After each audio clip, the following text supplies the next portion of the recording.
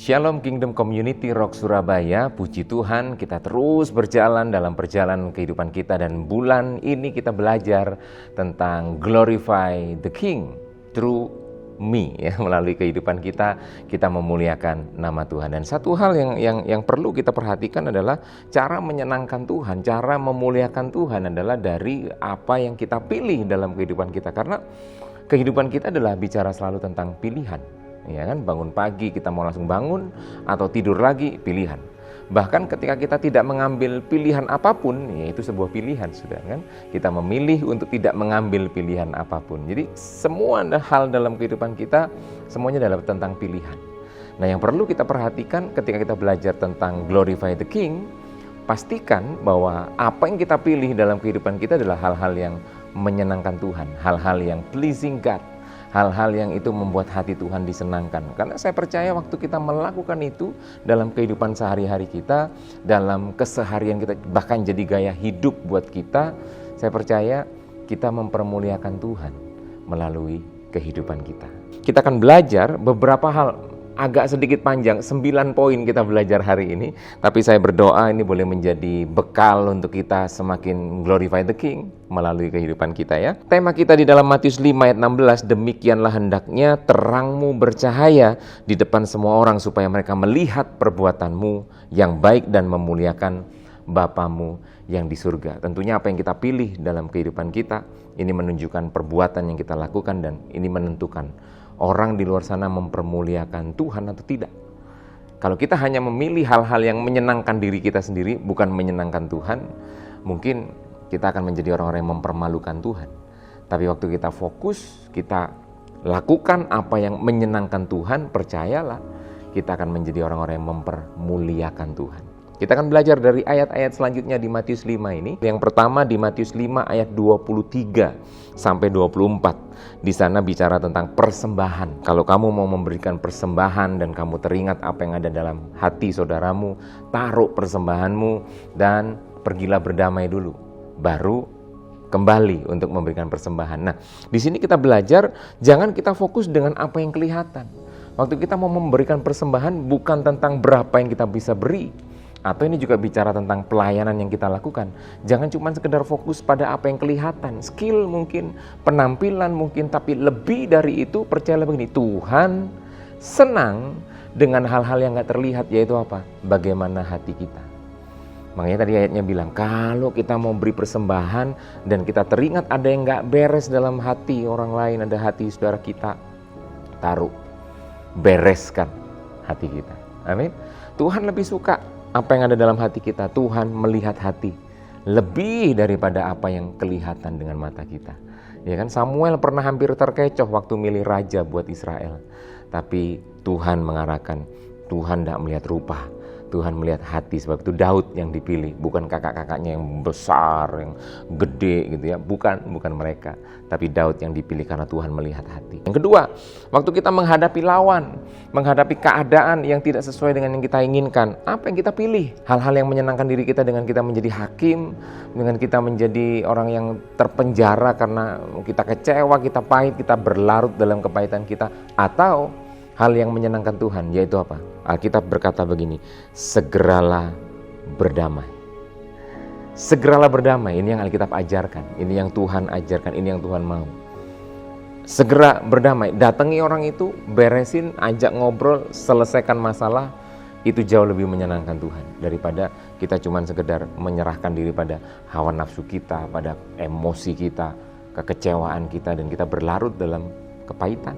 Yang ketiga, pikiran kita. Bagaimana dengan pikiran kita? Tuhan kita adalah Tuhan yang memperhatikan apa yang tidak terlihat. Seperti poin 1 tadi ya. Hati kita yang Tuhan lihat, hati kita yang Tuhan perhatikan. Dan bahkan pikiran.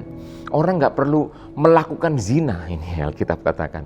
Tapi kalau dia berpikir saja, dia sudah berzina dalam pikirannya. Ini yang Alkitab ajarkan. Sebab itu yang menyenangkan Tuhan adalah, mari kita berpikir hal-hal yang benar. Jangan biarkan berpikiran kita menjadi liar. Jangan biarkan pikiran kita menjadi liar, tapi jaga pikiran kita untuk tetap berpikir benar. Seperti Filipi 4 ayat 8. Apa yang manis, apa yang baik, sedap didengar, pikirkanlah semuanya itu. pikiran kita. Yang keempat, kadang ada dosa tersembunyi. Ini cukup serem ayatnya waktu kita baca ya, di ayat 29 sampai 30. Di sana dibilang cungkilah, penggalah dan sebagainya. Ini bicara tentang ada dosa-dosa yang tersembunyi, yang gak ada orang lain yang tahu. Kita tata begitu rapi. Dosa yang kita lakukan waktu kita lagi sendirian. Bahkan mungkin suami atau istri kita gak ngerti dosa itu. Gembala kita apalagi gak ngerti. Cuman kita yang tahu. Jangan salah, Tuhan tahu, ya kan? Tuhan pasti tahu. Sebab itu buang dosa-dosa tersembunyi, dosa-dosa yang mengikat kita, dosa-dosa yang kadang kita berpikir begini, aku pengen lepas tapi nggak bisa lepas, aku kepengen berhenti, nggak bisa berhenti, nggak bisa dilawan sendiri memang, saudara. Karena itu Yakobus 5 ayat 16 berkata bahwa mari kita saling mengaku dosa dan kita saling mendoakan. Ini yang kita butuhkan supaya kita sembuh. Ini yang kita butuhkan untuk kita cungkil mata kita. Ini yang kita butuhkan untuk kita penggal. Artinya dosa-dosa tersembunyi dibongkar semua dengan apa? Akui, saling mengaku dosa, dan saling mendoakan. Alkitab bilang kita akan sembuh. Dosa tersembunyi beres. Itu hal yang lebih menyenangkan Tuhan. Selanjutnya, komitmen. Matius 5 ayat 31 sampai 32 ini bicara pernikahan.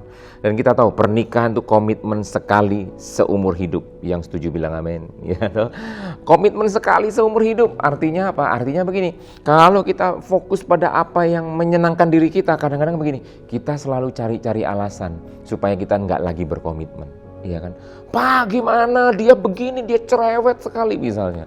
Dia ini cerewet, saya ngomong baru ngomong setengah kata, belum sampai satu kata, udah disaut 1000 kata. Dia cerewet sekali. Akhirnya kita cari-cari alasan untuk kita akhirnya nggak perlu komitmen. Dalam hal yang lain pun begitu, kadang pelayanan. Ada yang kita nggak suka, cari-cari alasan untuk akhirnya kita mulai, mending saya nggak ada di sini dah. Komitmen menjadi hal yang murah ketika kita cari-cari alasan untuk akhirnya kita nggak berkomitmen. Itu nggak menyenangkan hati Tuhan. Yang menyenangkan hati Tuhan apa? Jaga komitmen apapun alasannya. Amin.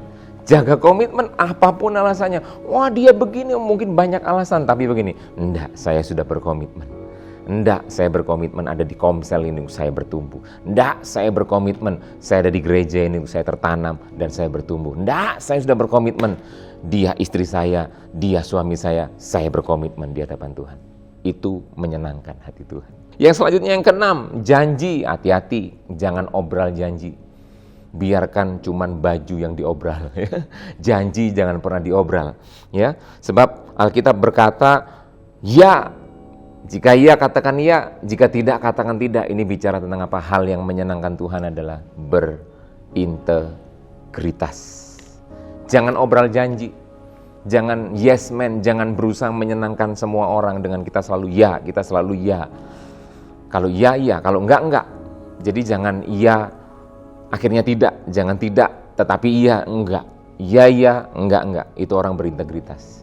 Iya di depan, iya juga di belakang. Itu orang berintegritas. Amin. Respon kita, tampar pipi kanan. Ya, ayat 38 sampai 39. Tampar pipi kanan, berikan pipi kiri. Ya, tampar pipi kiri, berikan pipi kanan. Jadi ini bicara tentang respon kita. Jangan jadi orang yang sumbu pendek. Dikit-dikit marah, ada apa dikit marah, enggak. Belajar kita untuk berpikir panjang, jangan reaktif. Tapi hal yang menyenangkan Tuhan saya percaya gini, jadilah proaktif. Berpikir panjang. Ada sesuatu hal, Alkitab bilang begini, jadilah tenang supaya kamu bisa berdoa. Ya kan? Waktu kita bisa berdoa, Tuhan kasih hikmat untuk kita mulai lakukan apa yang menyenangkan Tuhan. Bukan sekedar memuaskan diri kita, bukan sekedar menyenangkan diri kita, menyenangkan Tuhan. Selanjutnya, pekerjaan. Banyak orang ketika bekerja, mereka, ya bahasanya Pak Arifin ya, KSO. Kerja sesuai ongkos, kerja seperti yang diminta. Enggak, itu enggak menyenangkan Tuhan. Kerja sesuai job desk itu enggak menyenangkan Tuhan. Itu kurang menyenangkan hati Tuhan. Yang menyenangkan hati Tuhan adalah bekerja excellent. Artinya excellent apa? Lebih dari apa yang diminta. Berjalan 1 mil, berjalanlah 2 mil. Itu akan membuat hati Tuhan disenangkan. Ya kan? Kita berikan lebih karena apa?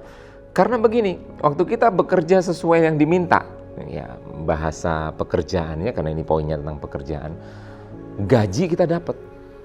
Itu dari perusahaan tempat kita bekerja. Tapi upah itu selalu datang dari Tuhan. Kolose 3 ayat 23 dan 24. Upah itu berasal dari Tuhan. Dan kalau Tuhan sudah buka pintu untuk kasih upah buat kita, enggak ada satu orang pun bisa tutup pintu itu untuk kita bisa nikmati berkat yang dari Tuhan. Amin. So, jangan takut ketika kita lakukan lebih, tapi atasan kita nggak ngelihat, nggak apa-apa. Tuhan melihat itu. Dan Tuhan disenangkan dengan apa yang kita kerjakan. Yang terakhir, yang ke-9. Penganiayaan, waktu kita menghadapi penganiayaan seperti apa yang harus kita lakukan. Membalas itu biasa. Dan itu wajar bagi dunia. Tapi apa yang menyenangkan hati Tuhan? Waktu penganiayaan datang, tetap mengasihi. Itu sesuatu yang benar di mata Tuhan. Dan itu pasti menyenangkan hati Tuhan. Dan waktu kita membawa hidup kita, keseharian kita untuk selalu menyenangkan hati Tuhan, disitulah kita glorify the King through ourselves, melalui hidup kita. Amin. Saya tutup dengan Matius 5 ayat 48. Di sana dibilang, karena itu haruslah kamu sempurna. Artinya sempurna di sini bukan sudah sempurna, enggak. Tapi kita terus-menerus mengalami proses disempurnakan sampai kita serupa seperti Kristus. Sebab Bapamu yang di surga adalah sempurna. Saya percaya memuliakan Tuhan akan membawa kita pada kesempurnaan dengan Kristus. Jadikan hidup kita hidup yang senantiasa menyenangkan Tuhan. Kita berdoa. Tuhan, terima kasih buat pesan-Mu hari ini. Biar ini menjadi kekuatan kami untuk kami glorify the King. Melalui kehidupan kami mempermuliakan nama Tuhan. Berkat-Mu buat setiap komsel Tuhan. Gembala komsel, gembala sektor, gembala wilayah. Dalam berkat-Mu. Dalam nama Yesus, haleluya. Amin. Tuhan memberkati. Selamat berkomsel.